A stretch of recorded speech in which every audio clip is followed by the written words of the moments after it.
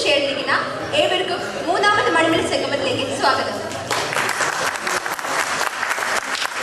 പ്രവാസ ജീവിതത്തിന്റെ തിരക്കിൽ നാടിനെ കുറിച്ചുള്ള ഓർമ്മകൾ ഒരിക്കൽ കൂടി അയവിറക്കുവാനും പറഞ്ഞു തീർത്തിടത്ത് നിന്ന് വീണ്ടും തുടങ്ങുവാനും വീണ്ടും ഒത്തിരി കാര്യങ്ങൾ പറഞ്ഞു തുടങ്ങുവാനും ഓർമ്മകൾ പുതുക്കി ഓർത്തോർത്ത് ചിരിക്കാൻ ഈ നാട്ടുസല്ലാപത്തിലേക്ക് ഏവർക്കും സാധിക്കട്ടെ എന്ന് ഞങ്ങൾ ആശംസിക്കുന്നു. നമ്മൾ ഇവിടെ എത്തിയിരിക്കുന്ന എല്ലാവരെയും ദൂര സ്ഥലങ്ങളിൽ നിന്ന് എത്തിച്ചേർന്നിരിക്കുന്ന എല്ലാ മണിലക്കാരെയും ഞാൻ എൻഫീൽഡിലുള്ള മണിലക്കാരുടെ പേരിൽ സ്വാഗതം ചെയ്യുന്നു. ആദ്യമായി നമ്മുടെ ഈ പരിപാടി ഉദ്ഘാടനം ചെയ്യാം എന്ന് സംബന്ധിച്ചുകൊണ്ട് ഇവിടെ എത്തിച്ചേർന്നിരിക്കുന്ന ശ്രീ അപ്പച്ചൻ കണഞ്ചിറ, നമ്മുടെ സെൻറ് തോമസ് കത്തോലിക്ക ഫോറത്തിൻ്റെ പ്രസിഡന്റ് കൂടിയായ അദ്ദേഹത്തിനെ ഈ വേദിയിലേക്ക് ഞാൻ സ്വാഗതം ചെയ്യുന്നു.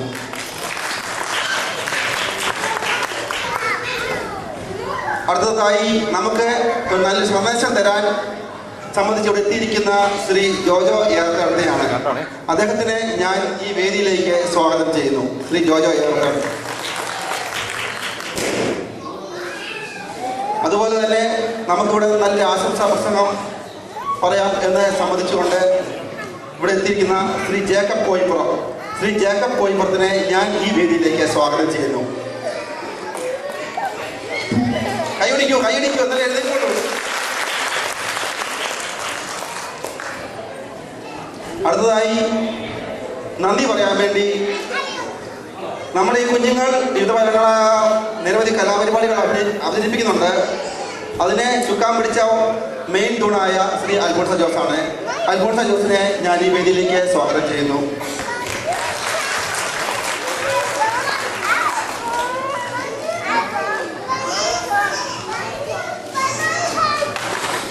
ഒരിക്കൽ കൂടി എല്ലാവർക്കും എൻ്റെ ഹൃദയം നിറഞ്ഞ സ്വാഗതം സമർപ്പിച്ചുകൊണ്ട് ഇവിടെ എത്തിയവർക്കും ഇനി വഴിയിൽ ഇവിടെ എത്താൻ വേണ്ടി ട്രാഫിക്കിൽ കുടുങ്ങിക്കിടന്നവർക്കും വഴിയിൽ യാത്ര ചെയ്തുകൊണ്ടിരിക്കുന്ന എല്ലാവരെയും ഒരിക്കൽ കൂടി സ്വാഗതം ചെയ്തുകൊണ്ട് ഞാൻ നിർത്തുന്നു. നന്ദി, നമസ്കാരം.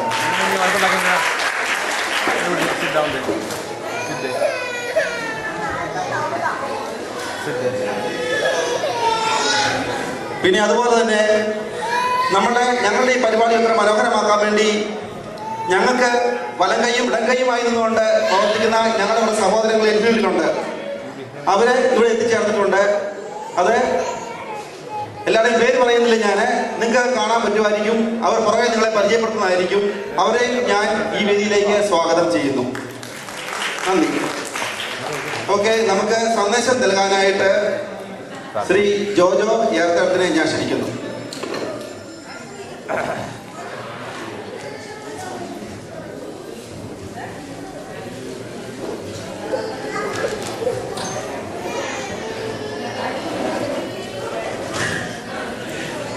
നമ്മുടെ ഈ പരിപാടിയെ ഒരു പ്രയസോടുകൂടി ആരംഭിക്കുകയാണ്. അതിനു വേണ്ടിയിട്ട് എല്ലാവരും എണീറ്റിരിക്കുക.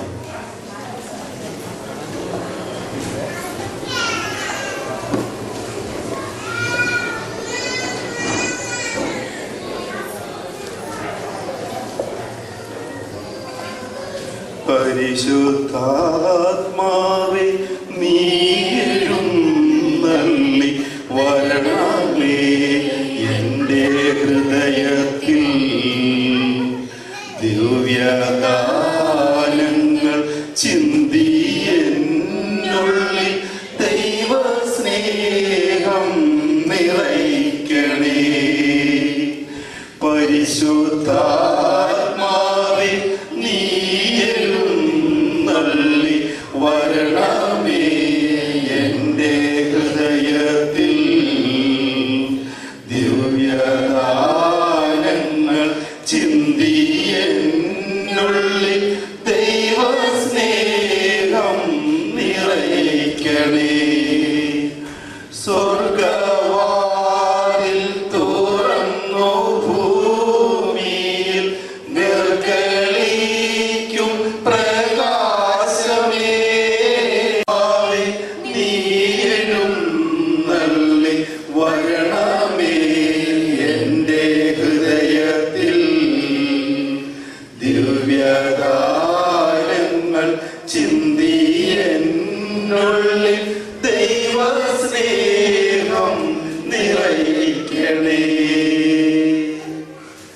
സുവിശേഷ വായനയോടുകൂടി നമ്മുടെ പ്രാർത്ഥന ഏൽപ്പിക്കാം.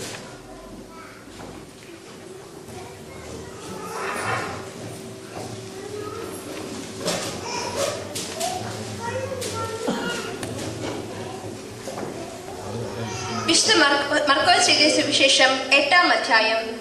വീണ്ടും അപ്പം വർദ്ധിപ്പിക്കുന്നു. ആ ദിവസങ്ങളിൽ വീണ്ടും ഒരു വലിയ ജനാവലി ഒന്നിച്ചുകൂടി. അവർക്ക് ഭക്ഷിക്കാൻ ഒന്നും ഉണ്ടായിരുന്നില്ല. അവൻ ശിഷ്യന്മാരെ വിളിച്ചു പറഞ്ഞു, ഈ ജനക്കൂട്ടത്തോട് എനിക്ക് അനുകമ്പ തോന്നുന്നു. ഇവർ 3 ദിവസമായി എന്നോട് കൂടെയാണ്. അവർക്ക് ഭക്ഷിക്കാൻ ഒന്നുമില്ല. അവരോട് വിശപ്പോടെ വീട്ടിലേക്ക് പറഞ്ഞയച്ചാൽ വഴിയിൽ തളർന്നു വീണേക്കും. ചിലർ ദൂരെ നിന്ന് വന്നവരാണ്. ശിഷ്യന്മാർ അവരോട് ചോദിച്ചു, ഈ വിജന സ്ഥലത്തേക്ക് ഇവർക്കെല്ലാം അപ്പം കൊടുക്കുന്നതെങ്ങനെ? അവൻ ചോദിച്ചു, നിങ്ങളുടെ പക്കൽ എത്ര അപ്പമുണ്ട്? 7 എന്നവർ പറഞ്ഞു. അവൻ ജനക്കൂട്ടത്തോട് നിലത്തിരിക്കാൻ ആജ്ഞാപിച്ചു. പിന്നീട് അവൻ അപ്പം എടുത്ത് കൃതജ്ഞതാ സ്തോത്രം ചെയ്ത് മുറിച്ച് ജനങ്ങൾക്ക് വിളമ്പാൻ ശിഷ്യന്മാരെ ഏൽപ്പിച്ചു. അവർ അത് ജനങ്ങൾക്ക് വിളമ്പി. കുറെ ചെറിയ മത്സ്യങ്ങളും അവരുടെ പക്കലുണ്ടായിരുന്നു. അവർ അവനെയും ആശീർവദിച്ചു. വിളമ്പാൻ ശിഷ്യന്മാരെ ഏൽപ്പിച്ചു. ജനം ഭക്ഷിച്ചു തൃപ്തരായി. ശേഷിച്ച കഷ്ണങ്ങൾ 7 കുട്ട നിറയെ അവർ ശേഖരിച്ചു. ഭക്ഷിച്ചവർ ഏകദേശം 4000 പേരും. എൻ്റെ ഏറ്റവും പ്രിയപ്പെട്ട മണവില നിവാസികളെ, സത്യം പറഞ്ഞാൽ ഇതുപോലൊരു ട്രാപ്പിൽ പെടുമെന്ന് എൻ്റെ ജീവിതത്തിൽ ഞാൻ പ്രതീക്ഷിച്ചില്ല.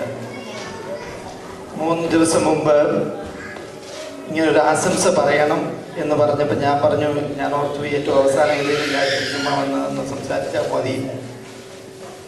ഇവിടെ വന്ന് ഇറങ്ങുന്നതിന് മുമ്പ് പിടിച്ച് സ്റ്റേജിൽ കയറ്റിയിരുത്തി ആശംസ പറയണം അല്ലെങ്കിൽ സന്ദേശം നൽകണമെന്നൊക്കെ പറഞ്ഞു കഴിഞ്ഞപ്പോഴത്തേനും സത്യം പറഞ്ഞു കഴിഞ്ഞാൽ ഇപ്പം മുട്ടുകൂട്ടി ഇറങ്ങിയാണ്. പ്രത്യേകിച്ച് സന്ദേശമായിട്ട് എനിക്കൊന്നും പറയാനില്ല.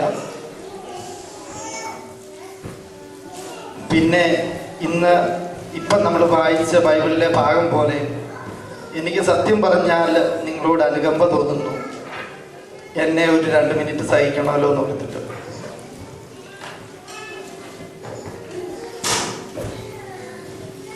പറയുകയാണെങ്കിൽ ഒരു ചെറിയൊരു കഥ, ബൈബിളുമായിട്ട് യാതൊരു ബന്ധവും ഇല്ലാത്തൊരു കഥ, ബൈബിളിൻ്റെ ബിബ്ലിക്കൽ രീതിയോ തിയോളജിയോ ഒന്നും എടുക്കാത്തൊരു കഥ മനസ്സിലോർത്തു പോവുകയാണ്. നമ്മുടെ കർത്താവിൻ്റെ ജെറുസലേം പ്രവേശനം. ആൾക്കാർ കർത്താവ് പറഞ്ഞു, എനിക്കൊരു കഴുതക്കുട്ടിയെ വേണം. ശിഷ്യന്മാര് ചോദിച്ചു, എന്തിനാണ് ഈ കഴുതക്കുട്ടിയെ?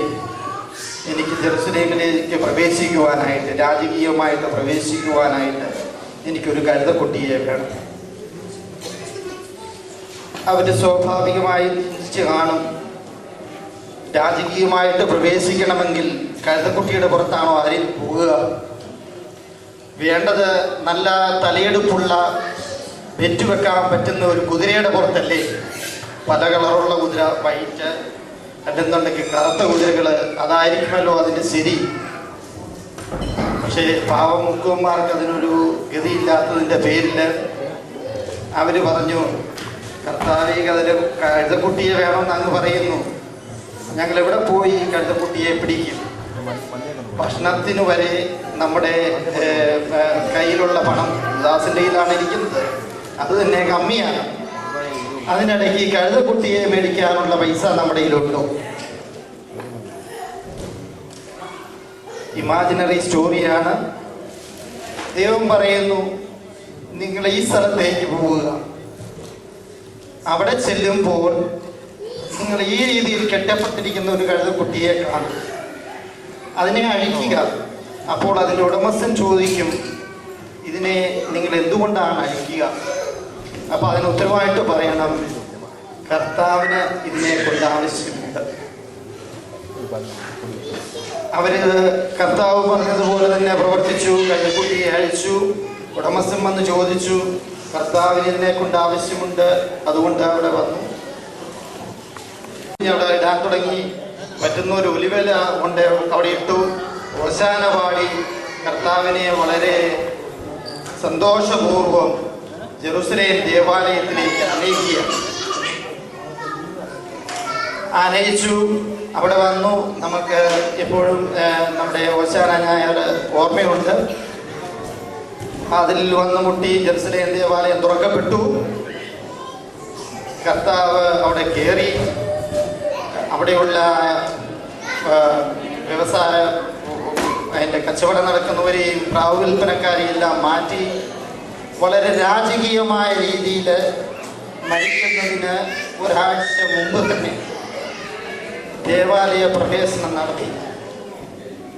ഞാൻ ഇത്രയും നാളും യജമാനൻ്റെ അടിയും ബഹളവും ഇതെല്ലാം കൊണ്ട് കഴിയുന്നതാണ്. നോക്കിക്ക്, കർത്താവിൻ്റെ പുറത്തിരുന്ന് കഴിഞ്ഞപ്പോൾ മുതൽ എനിക്ക് ഒരു കുഴപ്പവുമില്ല. നമ്മുടെ മുന്നിൽ തുണികൾ വിരിക്കുന്നു, സൈത്തിൻ കൊമ്പുകൾ വിരിക്കുന്നു, ഓശാന പാടുന്നു. വളരെ ഹാപ്പി. അടുത്ത ആഴ്ചയിൽ ഉറങ്ങി എണീറ്റപ്പോൾ ഈ കഴുത വീണ്ടും വിചാരിച്ചു, ഇത് കർത്താവിൻ്റെ മഹിമയൊന്നുമല്ല. എനിക്ക് ഈ പറയുന്ന രീതിയിലുള്ള വലിയ പ്രശ്നങ്ങളൊന്നുമില്ല. കുതിരയോട് മത്സരിക്കുവാനുള്ളൊരു പൊക്കമൊക്കെ എനിക്കുണ്ട്. എൻ്റെ കൺപീലിക്കൊക്കെ നല്ല നീളമുണ്ട്. സുർമിയൊന്നും എഴുതേണ്ട കാര്യമൊന്നുമില്ല. അപ്പോൾ ഒരു പക്ഷേ കർത്താവിൻ്റെ പുറത്തിരുന്നുകൊണ്ടല്ല, ഞാൻ നടന്നത് കൊണ്ടായിരിക്കാം ഈ രീതിയിലുള്ള കാര്യങ്ങൾ സംഭവിച്ചത്. നമുക്ക് 63 വയസ്സായി. നമ്മളെ വെയിറ്റ് ചെയ്യുന്നവരുണ്ട്, നമ്മളെ കാണാൻ ആഗ്രഹിക്കുന്നവർ ഒത്തിരി പേരുണ്ട്. അല്ലെങ്കിൽ നമ്മൾ ചെന്ന് കഴിഞ്ഞില്ലെങ്കിൽ ബുദ്ധിമുട്ട് അനുഭവിക്കുന്നവരുണ്ട് എന്നുള്ള അറിവ് ഉള്ളത് കൊണ്ടാണ് നിങ്ങളിലിരിക്കുന്ന എല്ലാവരും ഇവിടെ തന്നെ വന്നിരിക്കുന്നത്. അതിൻ്റെതായ കഷ്ടപ്പാടുകളുണ്ട്. പിള്ളേരെ ഒരുക്കി എടുത്തുകൊണ്ട് വരേണ്ടതുണ്ട്. എൻഫീൽഡ് എന്ന് പറഞ്ഞു കഴിഞ്ഞാൽ ഇവിടെ അടുത്താണ്. മാഞ്ചസ്റ്ററിൽ നിന്ന് ദൂരെ വന്നവരുണ്ട്, ഒത്തിരി വണ്ടി ഓടിച്ചു വന്നവരുണ്ട്, ഇന്ന് പോകാൻ പറ്റാത്തവർ. അപ്പം അങ്ങനെ കഷ്ടപ്പാടുകൾ അടുത്തതായി നമ്മുടെ ഈ പരിപാടി ഉദ്ഘാടനം ചെയ്യാനായി ശ്രീ അപ്പച്ചൻ കണ്ണഞ്ചെറിയെ ക്ഷണിക്കുന്നു.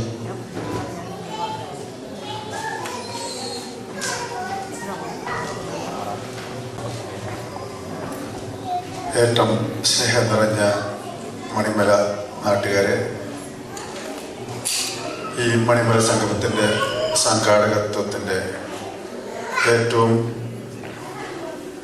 ഊഷ്മളമായ സ്വാഗതം നൽകിയ എൻഫീൽഡിലെ എൻ്റെ പ്രിയ സുഹൃത്തുക്കളെ,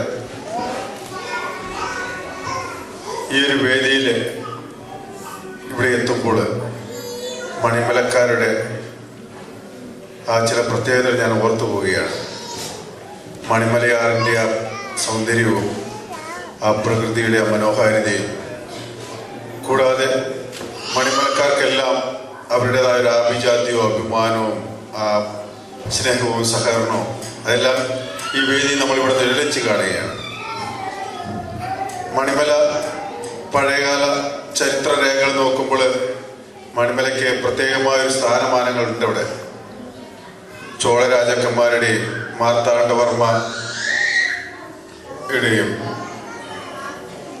അങ്ങനെ വിവിധ നാടുവാഴികളിൽ ഭരിച്ചിരുന്ന മണിമല ഇന്ന് സമ്പദ്സമൃദ്ധമായി ഒരു നല്ല ഒരു കൂട്ടായ്മയായിട്ട് വികസനത്തിൻ്റെ പാതയിൽ മുന്നോട്ട് പോയിക്കൊണ്ടിരിക്കുന്ന മണിമല, ആ മണിമലക്കാർ ഇവിടെ ഒത്തുകൂടുമ്പോഴും എല്ലാവരും വളരെ ഏകഗ്രതയോടും സൗഹൃദത്തോടും സ്നേഹത്തോടും സംഗമിക്കുവാനായിട്ട് ഇവിടെ എത്തിയിരിക്കുന്നത് ഞാൻ അന്വേഷിച്ചപ്പോൾ അങ്ങ് എഡിൻബർഗ് മുതൽ പല വിദൂര സ്ഥലങ്ങളിൽ നിന്ന് പോലും തലേ ദിവസം നമ്മുടെ കാത്തലിക് ഫോറത്തിന്റെ പരിപാടികളാണെങ്കിലും വിവിധ പരിപാടികളാണ്, ആത്മീയ പരിപാടികളിലും സാമൂഹിക പരിപാടികളിലും ഞാൻ അറിയുന്ന ഒട്ടുമിക്ക മണിമലക്കാരും അതാത് ഏരിയകളിൽ അവർ തങ്ങിപ്പാർക്കുന്ന ഏരിയകളിൽ എല്ലാ കാര്യത്തിലും ശക്തമായ നേതൃത്വം നൽകുകയും ഒരു ആത്മീയ നേതൃത്വത്തിന് ഉതകുന്ന നല്ലൊരു നേതൃത്വ പാഠവും മണിമലക്കാർ പ്രത്യേകമായിട്ട് സ്വായത്തമാക്കിയിട്ടുണ്ടെന്ന് ഞാൻ മനസ്സിലാക്കുന്നുണ്ട്, ഞാൻ കാണുന്നു.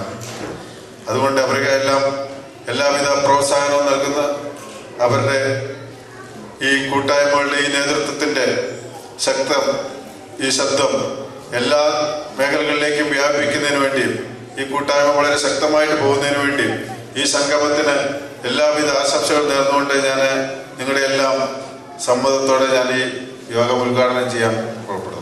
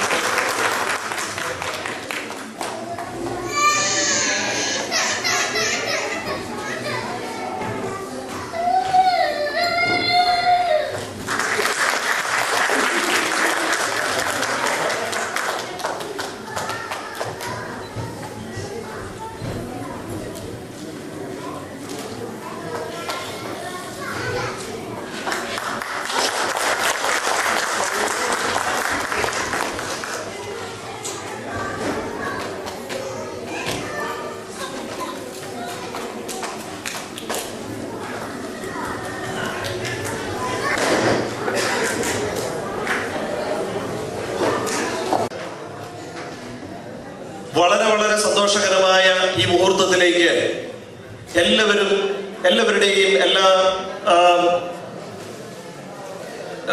ശരിക്കും പാർട്ടിസിപ്പേഷനും ഞാൻ പ്രതീക്ഷിച്ചുകൊള്ളുന്നു. UK-യിലെ മലയാളി സംഗമങ്ങൾ, ചെറുതും വലുതുമായ മലയാളി സംഗമങ്ങൾ നമ്മുടെ ആ ഗ്രഹാതുരത്വത്തിന് ഒരു കുറച്ചെങ്കിലും അറുതി വരുത്തുന്നതായിട്ട് നമുക്ക് കാണുവാൻ സാധിക്കുന്നുണ്ട്. പണ്ട് മുറിഞ്ഞുപോയ ബന്ധങ്ങൾ വീണ്ടും തുടരുവാനും പുതിയ ബന്ധങ്ങൾ സ്ഥാപിക്കുവാനും അതുപോലെ തന്നെ വളരെ വളരെ വളരെ നല്ല കാര്യങ്ങൾ ചെയ്യുവാനും നമുക്കിതുവഴി സാധിക്കുന്നുണ്ട്. നമുക്കറിയാം, കഴിഞ്ഞ 3 വർഷങ്ങൾക്ക് മുമ്പ് നമ്മൾ തുടങ്ങി വെച്ച മണിമല സംഗമത്തിൽ നിന്നും ഇന്ന് ഇത് വളരെയേറെ വളർന്നിരിക്കുകയാണ്. അപ്പോൾ എൻ്റെ ഫോണിൽ സംസാരിച്ച എൻ്റെ സുഹൃത്ത് പറഞ്ഞ അഭിപ്രായത്തിന് വിപരീതമായി അദ്ദേഹത്തിൻ്റെ അഭിപ്രായത്തെ ഖണ്ഡിക്കുന്ന രീതിയിൽ നമ്മൾ കഴിഞ്ഞ 3 വർഷം കൊണ്ട് വളരെയേറെ വളർന്നിരിക്കുകയാണ്. എല്ലാവർക്കും അഭിമാനിക്കാവുന്ന ഒരു നേട്ടമാണ് ഇന്നിവിടെ, പ്രത്യേകിച്ച് നമ്മുടെ സംഘാടകർ സാജിച്ചേട്ടന്, ജോർജ് കുട്ടി ചേട്ടന്, എല്ലാവരും വളരെ നല്ലൊരു ഒരു സെറ്റപ്പാണ് നമുക്ക് വേണ്ടി ഉണ്ടാക്കിയിരിക്കുന്നത്. അവർ വളരെയധികം പ്രയത്നിച്ചിട്ടുണ്ട്. വളരെ ഞാൻ ആത്മാർത്ഥമായി അനുമോദിക്കുന്നു. മണിമലയ്ക്കെന്റെ നമസ്കാരം. കളകളം പാടുന്ന കിളികളുടെ സ്വച്ഛ ശീതളം വീശുന്ന മന്ദമാരുതനും തലയെടുപ്പോടെ നിൽക്കുന്ന കുന്നുകൾക്ക് വെള്ളി എരിഞ്ഞാണമിട്ട് കുണുങ്ങി ഒഴുകുന്ന മണിമലയാറും പ്രകൃതി ദേവി കനിഞ്ഞനുഗ്രഹിച്ചിരിക്കുന്ന നമ്മുടെ എല്ലാം മണിമല. ഒരു വട്ടം കൂടിയൻ ഓർമ്മകൾ മേയുന്ന എന്ന കവിവാക്യം ഓർമ്മിപ്പിക്കുന്ന തരത്തിൽ ഗ്രഹാതുരത്വം നമ്മിലെല്ലാം അവശേഷിപ്പിക്കുന്ന നമ്മുടെ സ്വന്തം മണിമല. കേരളത്തിൽ മാത്രമല്ല, ഇന്ത്യയിലെ തന്നെ വളരെ അപൂർവമായി കാണപ്പെടുന്ന മതമൈത്രിക്ക് ഏറെ പേര് കേട്ട മണിമല. ഇങ്ങനെ എണ്ണിയാൽ ഒടുങ്ങാത്ത വിശേഷണങ്ങളാൽ അലങ്കരിതമായ മണിമല, ആ മണിമലയുടെ സംഗമ ദിവസമായ ഇന്ന് നാം എല്ലാവരും ഇവിടെ ഒത്തുചേർന്നിരിക്കുകയാണ്. ഈ അവസരത്തിൽ ഞാൻ ഒരു കാര്യം ഓർത്തു പോവുകയാണ്. ഞാൻ ഈ UK-യിൽ എത്തിക്കഴിഞ്ഞപ്പോൾ മണിമലയിൽ നിന്ന് ആരെങ്കിലും ഉണ്ടോ എന്ന് അന്വേഷിച്ച് നടന്നു. കുറെ കാലത്തേക്ക് ആരെയും കണ്ടില്ല. കുറച്ചു കഴിഞ്ഞ് ഞാനൊരു പള്ളിയിൽ കുർബാനയ്ക്ക് ചെന്നപ്പോൾ പുറകിൽ നിന്ന് മണിമലക്കാരിയാണോ എന്നൊരു ചോദ്യം. തിരിഞ്ഞു നോക്കിയപ്പോൾ നമ്മുടെ ഏറത്തെടുത്ത സണ്ണിയുടെ ഭാര്യ ഷേർലി സണ്ണി. ഞാൻ ഷേർലിയുമായി പിന്നെ കൂട്ടായി. ഞങ്ങളങ്ങനെ ഒരു ദിവസം ഞാൻ ഷേർലിയോട് ചോദിച്ചു, മനസ്സിലാക്കി ഷേർലി മണിമലത്തനെയാണ് കല്യാണം കഴിച്ചിരിക്കുന്നതെന്ന്. ഷേർലി എന്തുകൊണ്ടാണ് മണിമലയിൽ നിന്ന് തന്നെ വരനെ തിരഞ്ഞെടുത്തതെന്ന് ചോദിച്ചപ്പോൾ ഷേർലി എന്നോട് പറഞ്ഞു, അത് അൽഫോൻസിക്ക് മണിമലയെ കുറിച്ച് അറിയില്ല, അതുകൊണ്ടാണ്.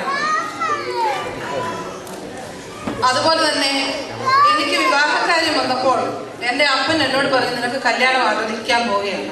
ഞാൻ പറഞ്ഞു ശരി. അപ്പോൾ എന്നോട് പറഞ്ഞു, മണിമലയിൽ നിന്നാണ് ഒരു ചെറുക്കൻ വന്നിരിക്കുന്നതെന്ന്. ഞാൻ പറഞ്ഞു എന്നാൽ വളരെ നല്ല കാര്യം, മണിമലയിലേക്ക് തന്നെ പോയേക്കാം. അങ്ങനെ ഞാനും മണിമലയുടെ ഒരു ഭാഗമായി. അങ്ങനെ നാം എല്ലാവരും മണിമലയെക്കുറിച്ച്